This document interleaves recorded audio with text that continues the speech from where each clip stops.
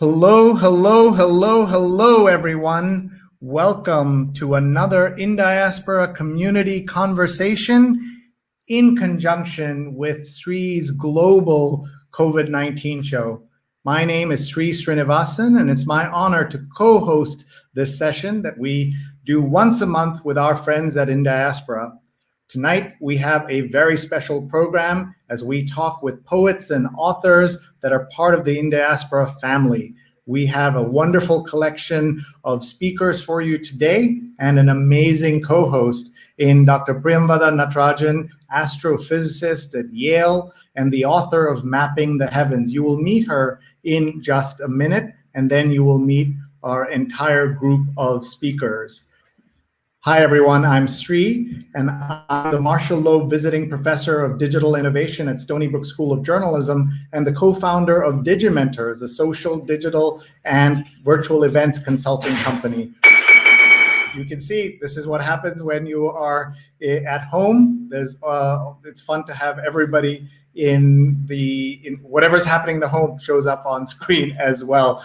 Thank you for being here. We're live right now on Facebook, on Twitter, on YouTube, and on LinkedIn. And we're live right now on the social channels of Scroll.in and Scroll Global. And we're delighted to partner with them as well as Indiaspora for this series. What we do in this series is get to know some of the amazing members at Indiaspora. Indiaspora is an organization that I've had the honor of being a part of for many years. It was founded by M.R. Rangaswamy, one of the leading lights of the Indian American community. He's based out in San Francisco, and he's normally here on the show with us today, but just an example of his generosity and his interest in shining a light on as many people as possible. He has asked Priya, who's on the board of Indiaspora, to join me as my co-host today. So let me bring her on, and then we will talk for a little bit, and then we'll talk about the world of arts and poetry and of books. Folks, we'd love to hear from you. Tell us where you're watching from, where right now you can go into whatever platform you're in. Tell us where you are and how you're doing, and maybe even tell us a book you've read recently. We'd love to hear from you and to bring you into the conversation, which is one of the things we will be doing. But first, please say hi to Professor Priya Natarajan. Hi, Priya. Hi everyone. Hi, Sree. How are you? Great to have you here. My first question always, how are you? Where are you? And how have you been handling the whole pandemic? Well, I am actually locked down in Cambridge, Massachusetts in my apartment. I am as well as can be, I would say. And I just first want to say such a privilege to co-host with you. And as you know, I'm an ardent fan of yours. And it's remarkable how energetic you've been through this COVID. I mean, you are really inspiring. When you're asking me, how are you? I was going to say, well, I'm not working as hard as I would like to. Somehow I'm not as effective. I guess it's COVID, right? It's, but well, that's true for so much of everything that's going on. It's really hard. This is our 252nd episode. Unbelievable. Unbelievable. And we have learned so much, but one of the things we've learned is that everyone needs to take care of themselves and find time for things outside of work. Those of us lucky enough to work from our desks like this. I heard the term toxic productivity, and that really reflects on the kind of life many of us are leading and kind of nonstop. So finding time for the arts, finding time for literature, finding time for poetry is so important. And in our 250 episodes, we've done multiple episodes about poetry, so it's perfect that we can do one with Indiaspora tonight. Before we get started, do you want to just tell us a little bit about your work with Indiaspora and how you have been as inspired as I have to support and be part of this amazing organization started by MR? Yeah, so, it's really been an honor to be involved with Indiaspora from its conception. And I now have the additional privilege of serving on the board. It's been a real given me a sense of community that I did not have before, because, it gives me a sense of identity and sort of sense of family beyond just my professional sort of career family, which we all have. So we inhabit these many worlds, and Indiaspora gives me access and connections to a lot of wonderful people that I'm super grateful for. And in my day job, I'm an astrophysicist, and I work on the dark side of the universe, mapping dark matter and black holes. And one thing that has kept me, as I'm sure many of you, going during the pandemic are books and reading, right? So I think it's a real pleasure to have these wonderful authors who've written across genres talking to us today. And I myself have had the joy of writing one book. I'm also very invested in the public understanding of science, what it really means to be doing science, the practice of science. So I wrote a book a few years ago called Mapping the Heavens.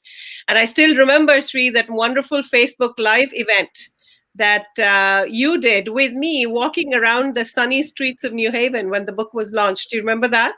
Oh, absolutely. That was so much fun that we got to do that. And we told your story and the journey of the book, which was so much fun and also so important that we could do that. I will say that everyone should know, it might be surprising to hear that we've got an astrophysicist on this issue in this episode about poetry and writing beyond scientific matters, because I've got to tell you, I know lots of people who are interested in the arts, but I know no scientist who's as interested in the arts as Priya. She is not just a leading voice in her field, but the amount of time and energy she spends in understanding museums and books and music, you'll be hard pressed to find people in the arts who are that dedicated. And I can tell you that from firsthand knowledge. When I worked at the Metropolitan Museum of Art, she would come there and she would know parts of the museum and parts of our exhibitions and parts of what we do there, or what I used to do there, better than many, in fact, most people. So I'm so glad that you are here with us tonight. Yep, you're so kind to sort of have outed all my obsessions. I'm obsessed with art for sure, modern art. But anyway, without much further ado, I think we should invite on our panelists today. So Sree, who should we go for first? Shall we call? Well, let's bring them all on so that they know that we haven't forgotten about them. They've been backstage for a little bit, but we're happy to have them here with us. And we want to know where they are and how they're doing. And let's bring them all on and let's say hello. Let me just introduce everyone properly. Maya Ajmera is president and CEO for the Society for Science in the Public. She's a publisher of Science News and is an award-winning children's book author. Arun Kumar, chairman and CEO of KPMG India, is a poet and author of Mantram Beach. And VR Feroz is a senior vice president and head of SAP Engineering Academy, and is an award-winning author of Gifted and Grit, the Major Story. So we have folks here who are all authors except me. I'm here just to watch and hear from all of them. So please welcome Maya, Arun, and Feroz. Hi, everybody. Hi. Hi. Thank you so much for being here. We are honored to have you here with us tonight. And let's start with Maya. If you can just tell us where you are and how you're doing, and then we'll go to the others. And then I know Priya has some questions for each of you. So go ahead, Maya. Hi, I'm in Washington, D.C. And, it's an interesting time. We're doing fine as a family. We're blessed that we're healthy and doing well and adjusting well.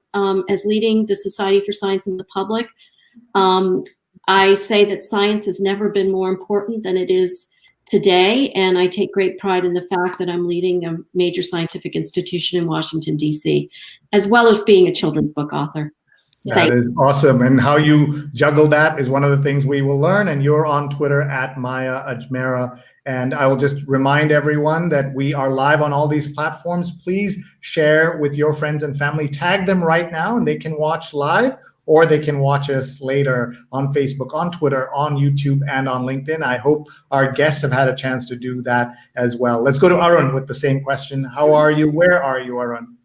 Well, I'm actually in a little town called Warner Robins, which is a couple of hours south of Atlanta, Georgia. Now, I'm just thinking about Priya. Priya, you said you were holed up in an apartment in Cambridge, Massachusetts. But as you study astrophysics and the stars, it's an interesting irony that you're studying the dark side of matter holed up in an apartment. Yes. Yeah, thank you, Arun, and thank you for being here. But otherwise, you are based in India. I'm based in Mumbai. Yeah, and so it's great to have you here and have you with us. So let's now go to Feroz. VR Feroz is with us as well. Go ahead, VR. Hi, such a pleasure to be here. I'm based in the Bay Area. I live in Cupertino. And I can tell you the best part of the pandemic has been that my wife used to call me an absentee father. And now I'm a full-time father being at home. I think now she wants me to get out of the house, but unfortunately, she has to deal with me right now. So I am delighted. I've become a progressively better father during the pandemic times. That's funny. You have, I believe, an 11-year-old? Yes, I have an 11-year-old son who's on the autism spectrum. So, it feels good to be hands-on now, and I'm actually realizing what it is to be, having a special needs child at home. So, I'm actually enjoying this time right now. That's great. And if he joins us at some point, we'd love to totally fine. say hello. Yes. So I want to warn all the viewers. My son has been part of many keynotes and board meetings. So please forgive me if he jumps into the call. No, we'd love to have him.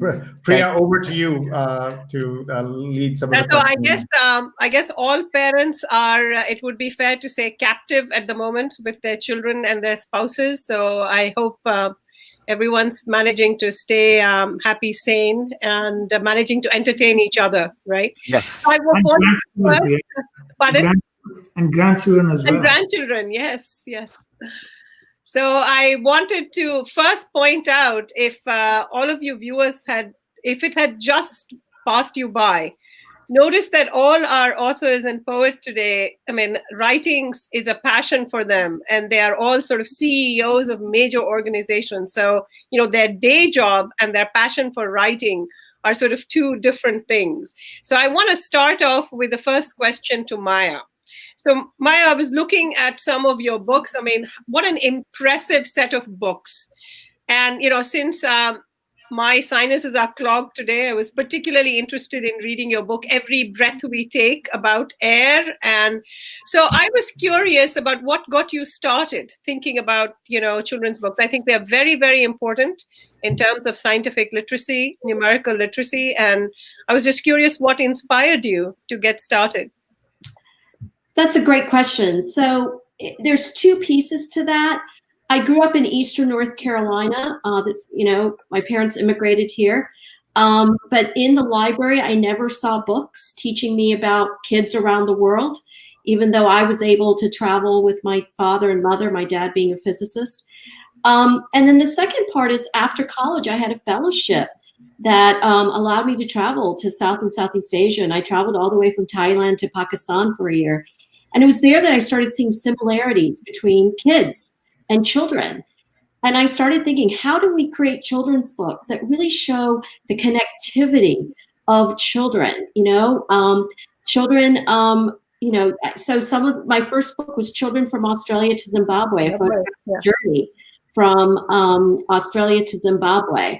And it's gone from there. They're photo illustrated children's books, teaching kids about the similarities they share. And as you said, air is one of the similarities we all share around the world, and we need clean air. So literacy is absolutely core, but also seeing positive images of children from around the world. Growing up in Eastern North Carolina, people had a stereotypical image that, if you were from out of the United States, you were poor, you were impoverished, you had the big belly. I wanted to show the real beauty of children from around the world. And that's what these books tend to do, is show positive images of children with the real connectivity and similarities that they share. Yeah, I think that's what is really exemplary, showing the sort of universality of the joy of being a child, no matter if you're wealthy or poor or whatever, right? That as a child, your life is just full of exploration, curiosity, and happiness. So it's been just wonderful. And I also love the fact that you kind of sneak in sort of teaching sort of what are important and interesting concepts. Just kind of you're planting the seed. So that's been sort of really, really fascinating. I guess you decided, how did you decide on this age group? So I started at the age when you think about the studies that have been done from early childhood development to about 8 to 9 years old, you start developing your ideas about people, and especially at the 0 to 3 level. So I started with board books, ones that babies can eat and throw. And there's a whole slew of them called Global Babies, Global Baby Boys, Global Baby Girls. And then I started one with 5 to 8-year-olds. And those are, for early readers, Be My Neighbor, To Be a Kid. This is one of my favorites with 2 Indian kids, Back to School. Back to School. I have a copy of that, which I love. This one is another one, To Be an Artist. So I have found great joy in doing these books. And I think the market has said something about it. They're in schools and libraries throughout this country. And we have over 5 million readers of these children's books. Sree, did you have anything you wanted to particularly ask Maya before we move on? I just wanted to say that the range of books is amazing, and Incredible. And what is so nice is that you have tackled issues that are important for children and their parents to understand. Thank you. They're fun. They keep me sane, actually, with my day job being so intense. This is the piece of my work that I just find great joy and actually just sanity, frankly. Right. Especially in the recent times, I guess, with the pandemic and everything as well. Yeah. Tell us what else we can find at mayaajmera.com. So if you hit my books, you can go and find all the books, but they're all on Amazon.com. And, on the side, it says books. Yep, I see it. If you hit that, you'll hit all the books that I've done. And have you partnered with anyone in India? Are they being marketed in India as well? I have a publisher, and they work on licensing and marketing and selling the rights. So I tend to stay out of that piece because Charles Bridges, who's part of Simon, I guess Random House, they do that work. So, but they need to be. I mean, I've seen one of the copies in India. This one is the most famous, Children from Australia to Zimbabwe. And that one I've seen in India. But, I had made this for children in this country, honestly. I wanted to make sure that children thought of themselves as global citizens and that they could travel around the world and visit children from around the world through books. Especially given the kind of geographical insulation that American kids and American schools encourage so much. Right? That's right. Yeah. So I wanted to now move on to Feroz, and I wanted to ask you the same question. It's very impressive, the books that you have written, grit, and in particular, the fact that, there's a lot of activism that has gone on with the stories that you have chosen to tell. And I was curious, what inspired you? It's wonderful work to see, to do something about inclusion, in particular for people who are differently abled, and bring out awareness. So I was curious, what motivated you to sort of get started on it? Did the activism interest in the cause actually lead you to write the book, or did it go the other way, or was it sort of symbiotic? I think it was, one thing led to the other, Priya. I mean, it all started when my son was diagnosed with autism. This was almost 10 years back in 2010.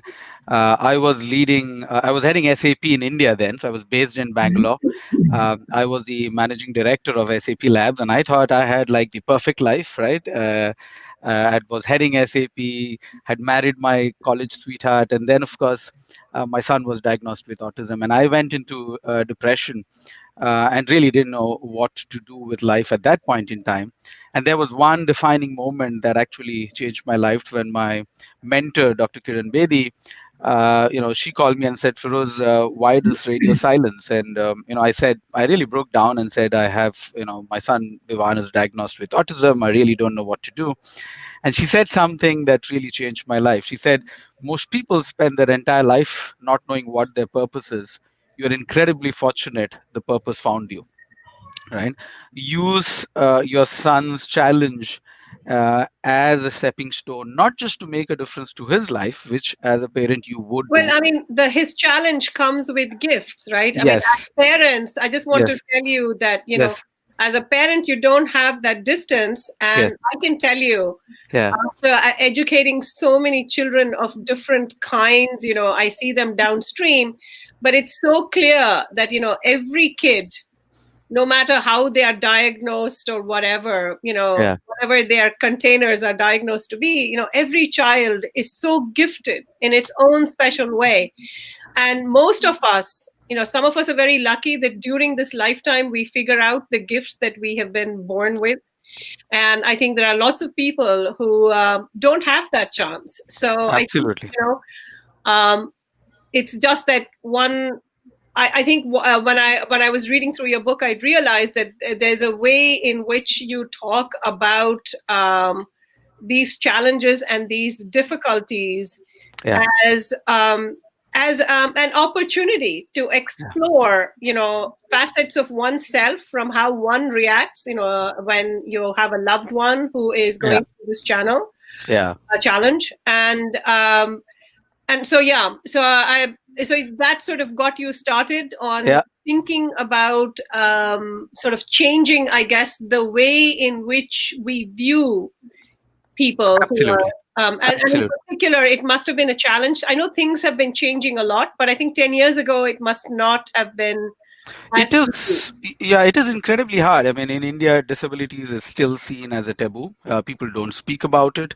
And one of the reasons I wrote the book was to change that narrative. I mean, just to give you two data points, the World Health Organization says 15% of the world's population have some form of disabilities. In India, that percentage is 2%. Now that's just not possible, right? I mean, the world average is 15. How is it 2% in India? Because people don't disclose this, people don't speak Right. about it. And unless you speak about it, you're not going to change the narrative. And so one of the things I wanted to do was to really write books in a form that you celebrate people's challenges. And that's why I wrote Gifted, which is Yeah. basically the stories of people with disabilities. Really celebrate them for who they are. And I realized that it's actually pretty viable because everybody loves to see an unsung hero. Everybody loves to see an underdog win. And both Gifted and Grit are stories of people who followed that hero's journey, right? Of really struggling and then coming back and winning eventually. So that's what I wanted to do. I wanted to use the books as a way to tell stories of people with disabilities. And I think you really succeeded in showing us that, role models come in all kinds of shapes and forms, and can really help us expand our view. And I think one of the things that I found very interesting about your book is that, this sort of this challenging this idea of normal and Yeah, abnormal.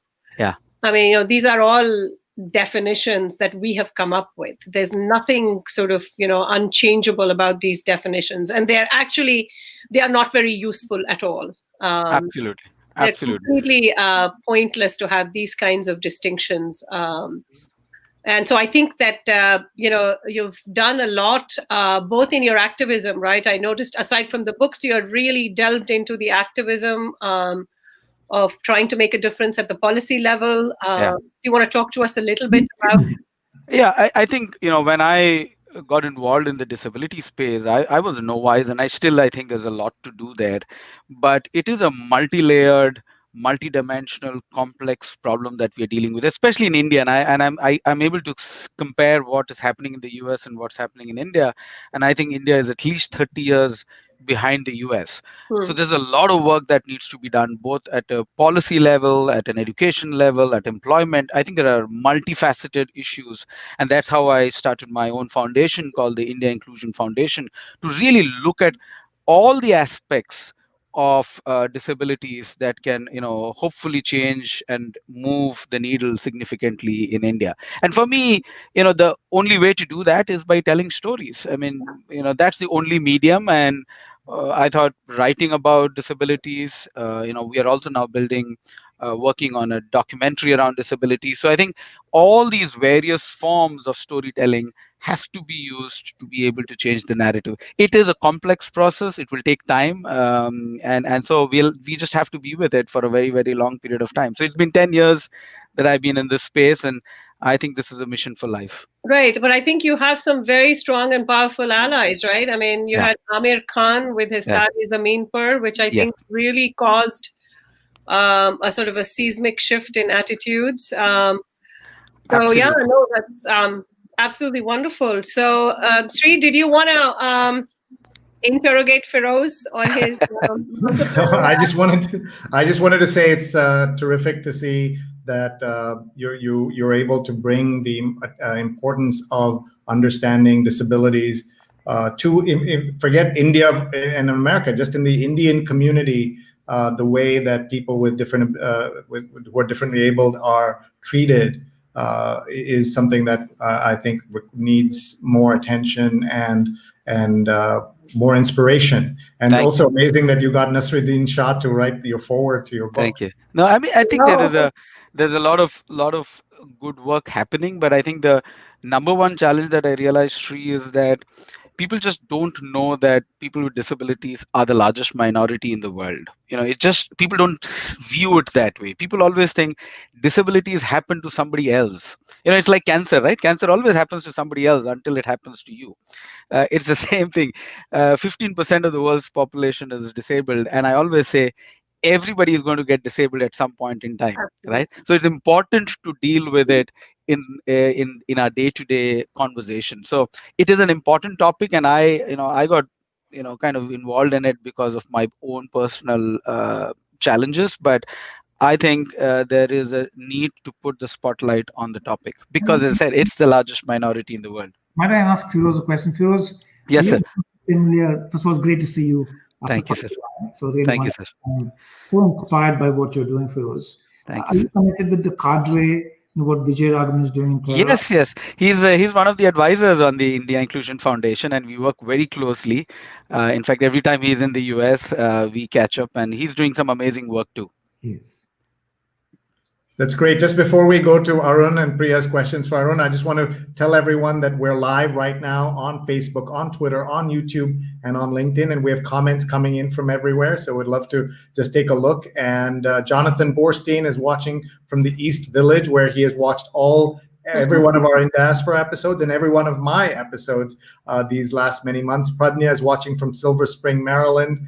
Pradnya is also tagging her friends. She's amazing at this. Please tag your friends. They can watch live or later. We have Raka Mukherjee says hello, and we have Mansi watching as well. And lots of folks are tagging and sharing from near Washington. Interesting topic. Just great to have everyone here. Our friends at Indiaspora are tweeting and sharing as well. So please take a look at that. Stefan Kaplan's watching from Chile, Ramsey, New Jersey. Hope everyone is well. Santosh Kumar says this is great. Diana is watching from the Bay Area. A great show. Stay safe, stay home, wear a mask. Absolutely important for all of us. Yeah. Diana is a former guest on this show. She runs comms for the San Mateo County Health System. And so she knows the importance of getting accurate health information out. I know a passion of Priya's and, of course, of Maya as well, the importance of getting the right scientific information out there. Charles and Mary are watching from New Jersey. Great to have you. Charles, the former guest on this show. Ashok is watching from Kerala. And hello, Ashok. Thanks for joining us. And Nirja Mattu says, great work, Feroz. I am involved with the physically challenged people, and yes, they need to be celebrated. So thank you, Nirja, for sharing that as well. And Pradnya says hi to Maya. So much going on here. So I'm going to now hand this over to Priya and Arun for a couple of minutes here. Right. Arun, so where do I start? I love your poetry. I love your writing. I love your storytelling.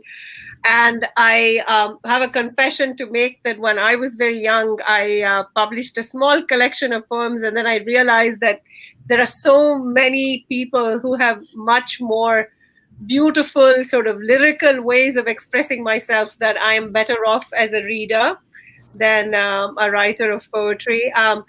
I am particularly taken by the visual power of your writing. So I was very curious, aside from knowing how you got started writing, as to the process.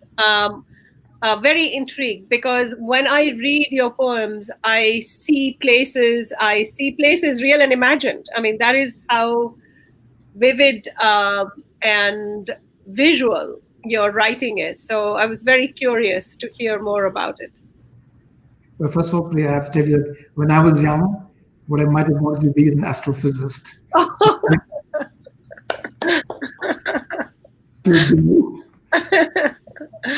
That's fab. So my poetry, I got interested in poetry when I was very young because my father was quite interested in poetry. And we had a couple of volumes of poetry at home. And I think they were well thumbed through and underlined by him. And that's how I grew up learning about poetry. He also liked to write, though he never published. But what I learned from him was the value of felicitous expression, finding the right word, using minimal words, using perhaps unusual words, but simple words. Right. So those are things I picked up from him. Right. So there's a verbal economy in your style as well. And I like to use mostly simple words. I don't really look for the fancy word. But if the fancy word is appropriate, so be it. So that's what I learned from him. Later, when I was in school, I had a teacher who read poetry very well. And so, the fact that poetry is to be listened to struck me. I got more interested in that fashion. So I've been writing for a while. And I published my first book. It's called Plain Truths, which, if you can say it, this was published in 2010. And you can see how prolific I am. It took me another 10 years to come out with my... Yes, this is a new book, Mantram Beach. Right. So I write, throughout. I don't have a particular time for writing. I write when things occur to me, when the idea occurs to me, and I'm in a situation that sparks a thought or an image. That's when I write. And I usually get 70% of the product then. The other 30% takes a fair amount of work. So I think of the creation of a poem as someone throwing you a ball, for example, and you catch it, and you got to keep polishing it up until you feel it's right to be served up to a reader. So it takes. For me, I work on my poems quite a bit for a long period of time. It's not a continuous amount of work. I work on it from time to time. A new idea occurs to me. And then I was curious. So as a child, were you the kind of child that memorized poems and recited them to yourself? Or, that was a tradition, right? In schools, for example, I remember, having to memorize Ozymandias. I mean, all kinds of Shelley and Keats but that is no longer a thing. I mean, I loved that mental exercise for what it was. No, I'm a big believer that you must read and you don't have to memorize, but you should absorb them. For instance, just a little before the show, I was reading to my grandchildren who are 6 and 3. I was reading Lewis Carroll's Crocodile. I was reading Michelle Silverstein to them. And I could see that they were getting it. Right. And 6 and 3. But I think, it's a good idea to develop a year for poetry, for words, fairly early, I think. So just like you learn mathematics and you learn the patterns of mathematics, why would you not want to learn the words? Patterns of how things are put together, and get interested in writing. So the thing with writing is that it's not just about poetry, but people, you can either write poetry well or write it badly, you can write prose well or write it badly. The issue is to train people to think, or children or young adults, think about how to write well, whether it's prose or it's poetry. And I've found in my working life, writing is not actually taught. People haven't gone through learning how to write. Mm-hmm. Yeah. So I'm sure you probably find that. Yeah, we find this in science as well. When students have to be taught how to write their first papers.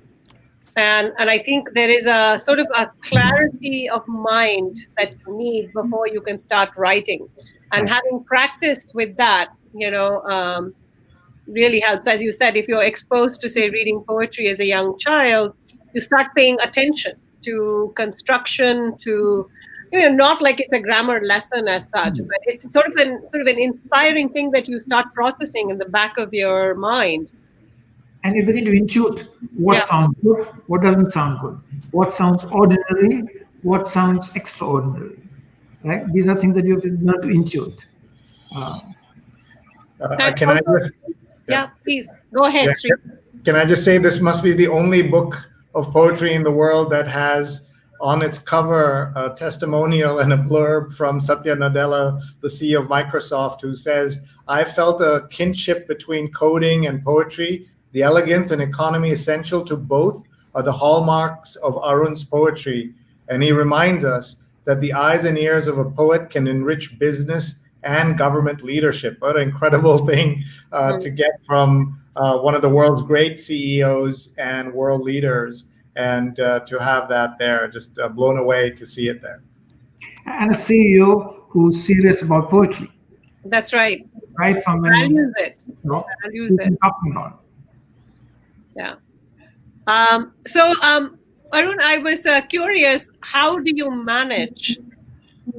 When do you sneak time to write? You said that you don't necessarily have a routine, but are you the kind of poet who has a little notepad and a pen or pencil and you are kind of jotting things all the time? Or are there inspired moments?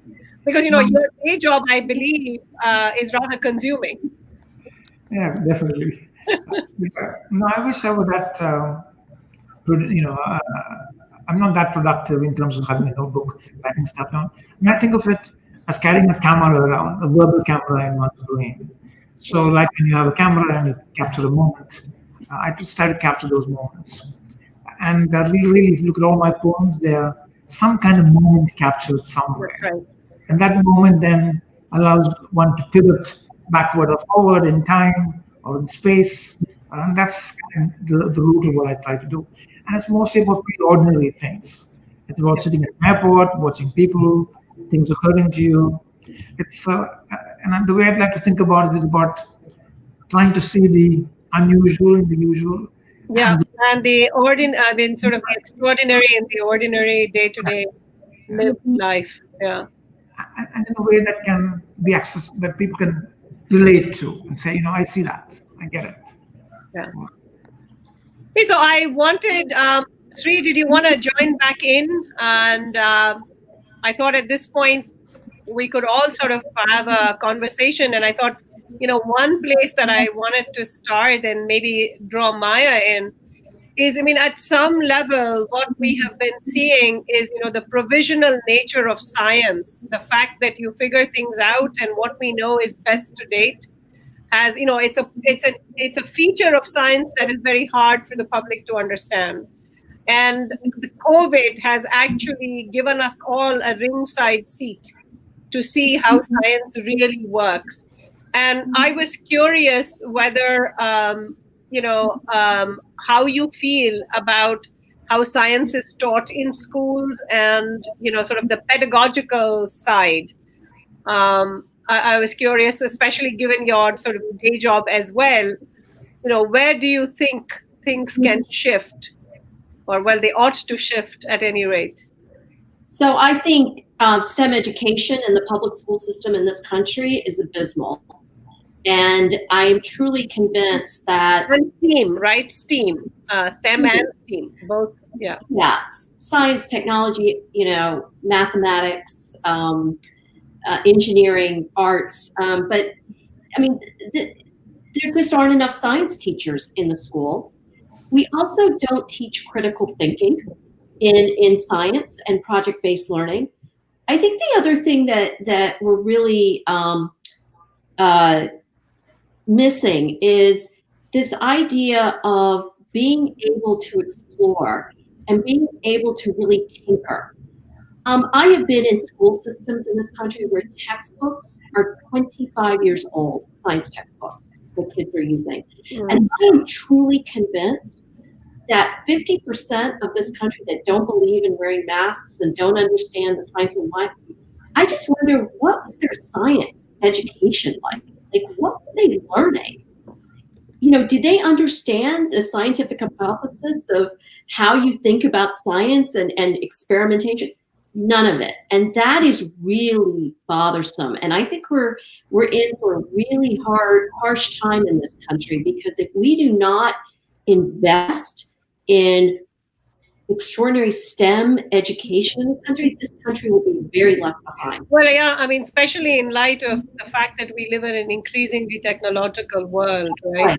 Yeah. That's the other piece, is that broadband internet should be a human right in this country. Yeah. When you see kids are sitting in a parking lot somewhere so they can get a hotspot, and they can't do their homework because, they don't have that wireless capability, or they're too poor, that is actually a travesty. It's like electricity to me, what internet connectivity is. Yeah. We need electricity to live. We need internet connectivity to live in this day and age. It's kind of appalling, right? It's really kind of appalling, the kinds of obstacles that we put through. But, I wanted to pivot back to Arun and Feroz.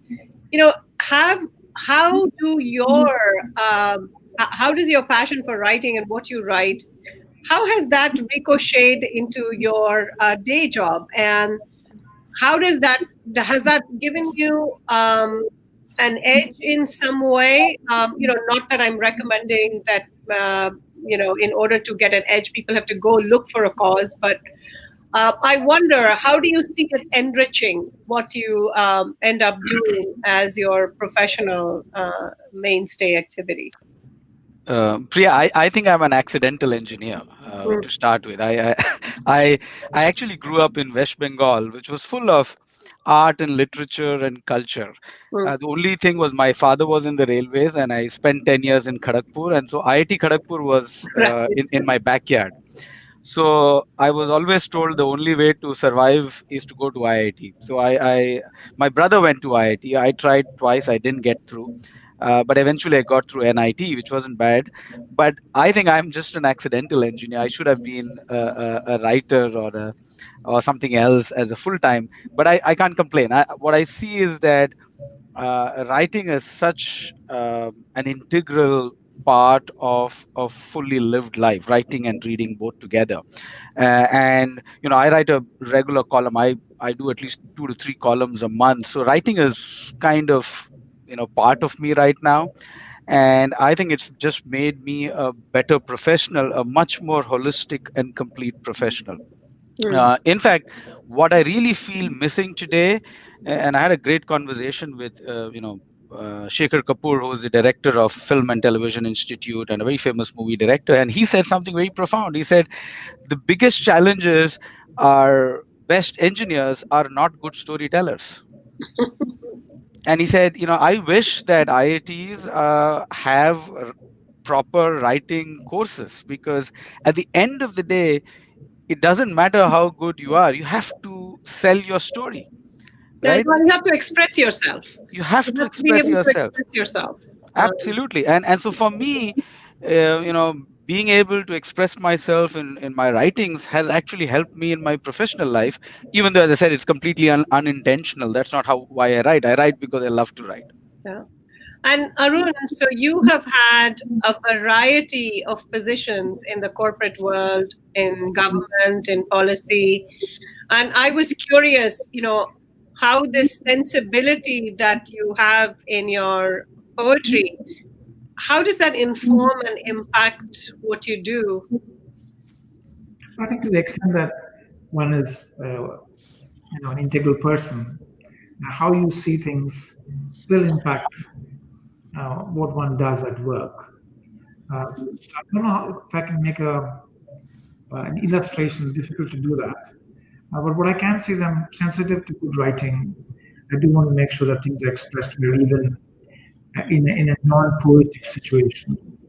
And in fact, my next book is not a book of poetry. It's going to be a book about global trade, which will come out sometime in early 2021. So I think there are different things, there are different aspects to writing, and it's always really difficult to make a linear connection between one and the other. But one thing I can say is that when I write, I try to write for people whom I might be working with, people who don't normally resort to reading poetry. When my first book came out 10 years ago, a very senior colleague of mine said, I'll never be found in the same room as anything to do with poetry. And I said, I'm writing for you. Right.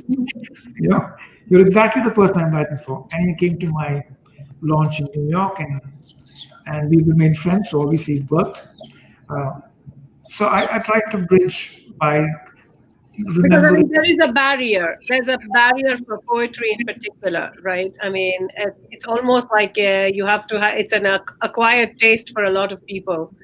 Unlike fiction, reading fiction, there's so many genres and people sort of find their niche that they enjoy. You're absolutely right that there is sort of a barrier to entry for enjoying poetry. It seems almost too highbrow and kind of inaccessible in a way. That's right.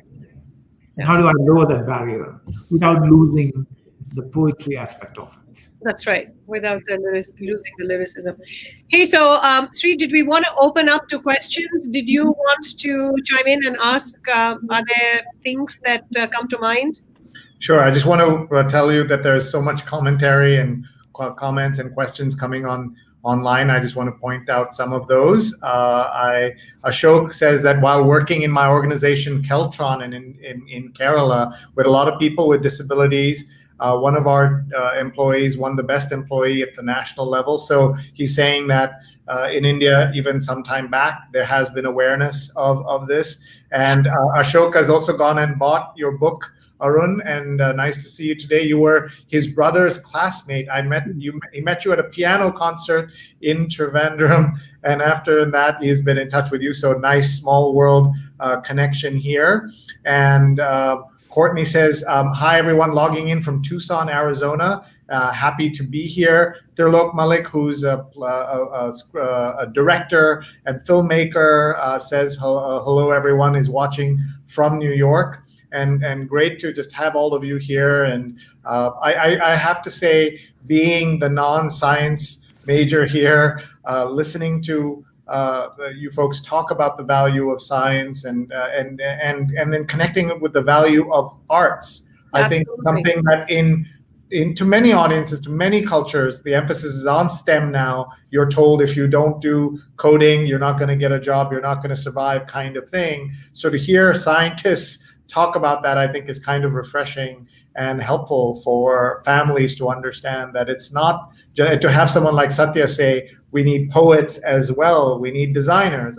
Steve Jobs used to talk about this as well, that we need that mix. So I'd love to hear others kind of talk about that as well. And look what Courtney is doing. She's tagged Terry saying, I think you'd like this conversation. Everybody, please do that. And please hit share, retweet. We have about another 10 minutes or so left. Time's gone so quickly. But I'll hand this back to Priya as well. Yeah, so I think, very nicely put, Sree. I think especially for parents who have young children who are trying to figure out, paths to pursue in their life. I think, sort of an integrated sort of education that involves the arts and sciences and mathematics is really, really critical. Because I really think that what our life and our education is about is the developing of a personal sense of aesthetics along with competencies and skills. And you need this sort of exposure to the arts for every human being to develop their own sense of aesthetics. And I think we bring that personal sense of aesthetics to whatever we do.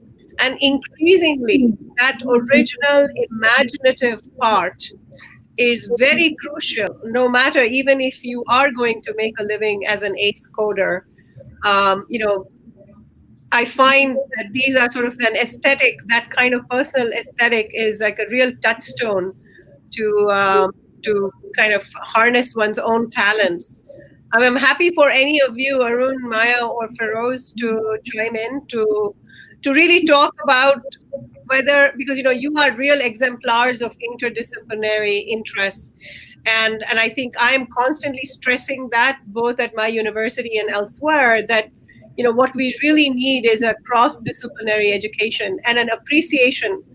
These disciplines are kind of, again, containers that we have created. I can imagine, I often say this, in like 20 years from now, universities are really not going to have departments.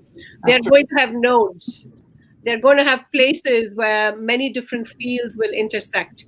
Because, the complexity of the world that we live in, the problems that challenge us, they are so multidimensional and multifaceted that we need like these combinations of skills and perspectives, different lenses. All these disciplines are basically different lenses that you look through. Yeah. The world. Yeah. So I say to young people in high school, you need to grow up to become ruthless interdisciplinarians. That's a great advice. Ruthless. I say integrate engineering with chemistry, with public policy, music, mathematics, yes, art. Yeah.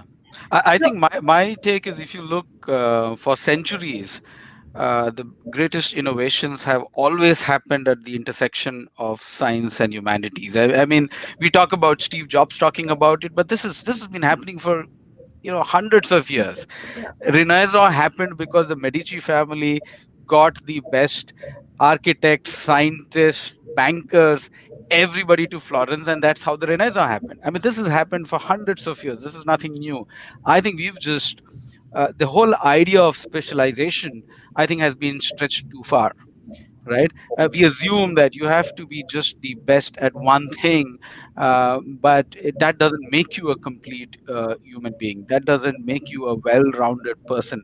So I think the intersection of science and humanities is at the core of any form of breakthrough change that is going to happen, and it just makes you a much more fully evolved person, if nothing else. Right. So, and Arun, you've had vast experience kind of recruiting and working with people across cultures, companies, and so on. And I was curious about your take on sort of this, crossing disciplines and these sort of, the so-called, this very infamous artificial distinction that C.P. Snow came up with, these two cultures or whatever. I think that has been a very destructive notion. I was curious, your experience, what have you found? Although Snow himself was not advocating. That's right. But, I would like to build on what Feroz said. It's not just the intersection, but a productive coexistence. I mean, for example, Leonardo Da Vinci, was he an artist? He was an artist and an engineer. Thomas Jefferson was an architect, as well as the author of the Bill of Rights. So people can have skills in multiple areas that can coexist and will inform each one, will inform the other discipline. I think it was the case in the world until the super specialization came up. So when I look for people, I try to see whether people can think on their feet, whether they can think logically, whether they have curiosity about things that go beyond just their domain. So I really look for the ability to think and how curious they are. How curious are they about the world, about things that are not familiar to them in the normal course of their lives. So those are some of the things I look for when I recruit people. One thing that I have found is that just in terms of the cognitive part of the training, right? So mathematics and science gives you a sense of order and gives you a sense of of completion and the assigning truth value to things. I mean, is 2 + 2 4 and so on. You understand that, and I think what the humanities gives you is the kind of complexity, the ability to live with ambiguity, to have no resolution. So they are the kinds of big challenging questions that you deal with. They don't necessarily have one right answer. And I think the problems that we face in the world are really a combination of these two kinds of facets. So all our kids, and I know Sree's like, I think, Durga and Krishna, Priya's talked to Durga and Krishna. He has these two lovely twins who are, I don't know if we should out them as, should I out them and say they're applying to college this year? So, we're all talking about education and what they should be getting out of it and so on. I think a lot of us have, young children in our lives, and we're trying to figure out, what is it that they need to pay attention to, right, Sree? I think you're right. This is one of the things that so many people are dealing with. But I'd love to kind of, as we wrap up here, have each of our guests, including you, Priya, kind of reflect on the conversation we've had, and also what have you learned about yourself during COVID that you might either use in your work in some way or in your writing in some way. And also, if you can, because we've had multiple people who are always asking this, inspiration, advice for people who want to write books and have found only stumbling blocks in their way, or have had issues that have kept them from from succeeding. So we'll go to Maya, Feroz, Arun, and then Priya. So Maya, to you. Well, I would just say if you want to become a writer, my advice, and it's pretty simple: put the words on paper and just do it. And when it may seem very intimidating, it's like a blank canvas, right? When you put paint on it, it's terrifying. But once you put the words on paper, it just will flow, and just keep at it. And what have I learned today? What I've learned from each one of you is just the extraordinary, how wide the humanities is, and just how we integrate our gifts with our daily lives, and the gift of art, frankly. And I will end with saying that I believe that it keeps you sane. I really do. That I believe, for me, writing children's books has kept me sane in the ability to continue, right, on this extraordinary journey that we're on. And it allows me to dream, to dream about the future and what it can and the possibility. So thank you. Well, how beautiful was that? Our guest is Maya Ajmera. She's at Maya Ajmera on Twitter, president and CEO of the Society for Science and the Public, and the publisher of Science News. And you can find her books at Maya Ajmera, her website.com. And please check out the books. She has more than 5 million readers, books from age 3 onward. So you'll find something appropriate for that holiday gift giving if you check out her book. So thank you very much for joining us, Maya. And over to you, Feroz. Just to remind you, the question is advice for people who want to become writers.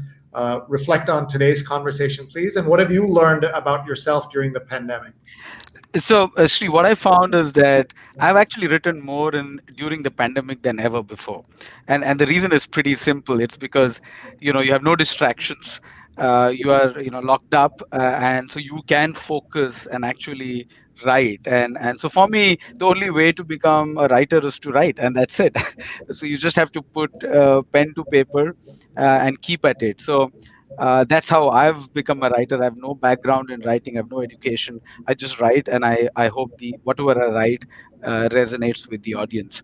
One thing that I haven't been able to, and I think Arun sir has inspired me, is to get into poetry. I must confess, I haven't been a fan of that genre at all, but I hope I can get into poetry going forward.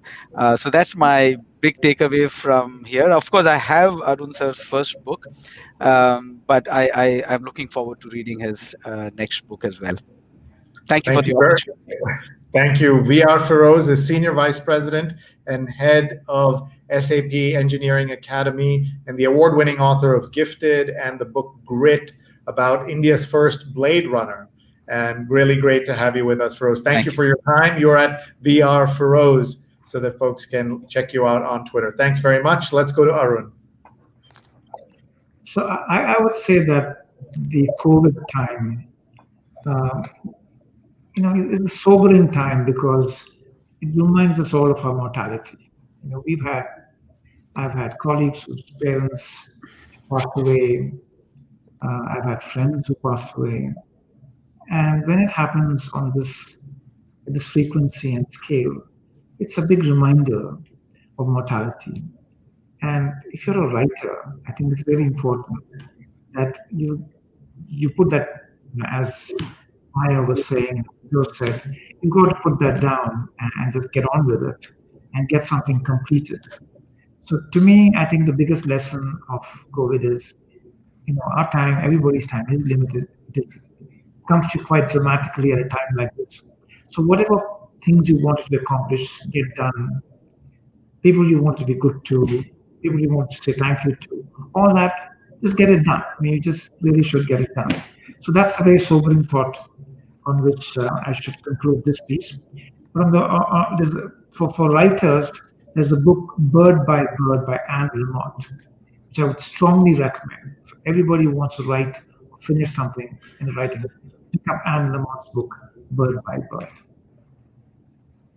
Awesome. Thank you. Arun Kumar is one of our guests tonight, and he is one of India's leading business executives, the chairman and CEO of KPMG India, and the author of the book Mantram Beach. You can find him on Twitter, Arun MKU, and please follow him there as well. And thank you very much, Arun, for joining us. We're going to go to Priya in just a minute. We have lots of comments coming in and people saying hello. I liked that Courtney picked out ruthless disciplinarians. That was one of the phrases. And writing keeps me sane, says Maya Ajmera, shares what writing means for her. Ashok says, love the conversations today. Thank you for making his day, Ashok says. To be fair, it's very early in the morning, so if we've already taken the day, he should just take the day off. After that. And Ashok is asking, name of that book again, please, Arun, the one you just mentioned. Bird by Bird by Anne Lamott. Thank you very much. And let's go to Priya for her response to those three questions. Yeah, so I think normally I'm sort of, because I work on the sort of exotica of the universe, I'm kind of really detached from reality. And I actually enjoy that feeling because I feel the world is too messy for me. It's so unequal and unfair and all of that, right? That I'm off there somewhere in space, trying to touch these things that are not touchable, things that are the limit of our knowledge, pushing myself. But I think what COVID really brought me down to ground, it kind of made me really grounded me in sort of the gritty reality. And, and I often write because I think I have this I bring a sort of a cosmic perspective to things I do. I always felt, I would write very easily that, one thing that a cosmologist can bring to any problem is understanding how we as humans are simultaneously very insignificant in the grand scheme of the cosmos, and yet very significant because of how much we have learned about the cosmos, our ability to change and transform our environment. I mean, we are very, very powerful in terms of what we can do for the earth, for example, whether we are good stewards or not of the earth. And I think, it all sort of was brought home to me in, I write about this, but I think, just seeing, as Arun mentioned, just seeing the numbers, I've been watching TV and seeing the number of infections, the number of people hospitalized, number of people who've died, just with this tiny little virus that has brought us all down onto our knees. it's been really, really grounding. And the question of why I write, I find that I am working on a book, and I'm working on a rather grand book, trying to subvert Thomas Kuhn's idea of a paradigm shift, because I think he didn't quite capture how science works and how change and progress happen in science. I write because I feel compelled to write. There's, it's a part of my mind. I bring there's a certain kind of curiosity that I have that seems completely intellectually insatiable, and it goes in all which directions. It's not restricted only to dark matter and black holes. Anything I go into, I want to explore. And I find that writing is often a way that I find for my working through and understanding something conceptually. And I'm really after that. I'm after clarity, because I find that the most complicated things that in the universe, broadly speaking, are actually quite simple if we can get to that level of clarity. And for this conversation, I just think it's been absolutely wonderful to see the various things that propel us and inspire each of us who are doing completely different things. To say nothing, Sree is going on and on about, it's time you wrote a book, don't you think? I told somebody my goal was to be in the acknowledgements of lots of books, not to be an author myself. But thank you. That's very, very well, kind. I mean, your wife has written this wonderful book. Yes, wife, Sani Krishnan has written a wonderful book. So I think, well, you should think about it, right? No, thank you. And Priya, thank you so much for leading this conversation and for being here with us today. Thank you to the entire Indiaspora team for bringing us all together and giving us a chance to connect the worlds of arts and business and so many other aspects of what we do. And wish all of you the very best for the holiday season. Yes. And we hope everyone stays safe, socially distanced, wear a mask.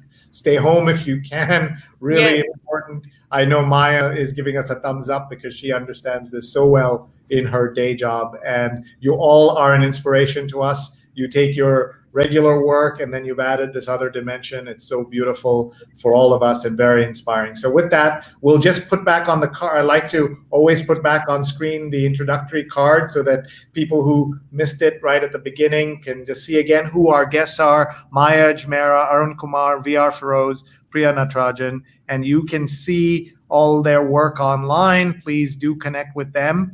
And Priya's Twitter handle is @SheerPriya, SheerPriya. Please follow her as well. And we're very grateful to all of you for being here with us today. This show will be available as soon as we're off the air. Right now, as soon as I say goodbye, it'll restart on all our channels, including on scroll.in and Scroll Global. So please check us out. And thank you very much, everybody. I just wanted to say thank you to everyone for joining. It's a real privilege. Yeah, bye. Take care.